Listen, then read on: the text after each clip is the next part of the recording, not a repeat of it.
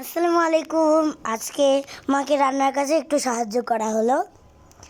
মাংস রান্না করছিলাম, তারপরে মা বললো গান করতে যাও, গানটা একটু শোনাচ্ছি।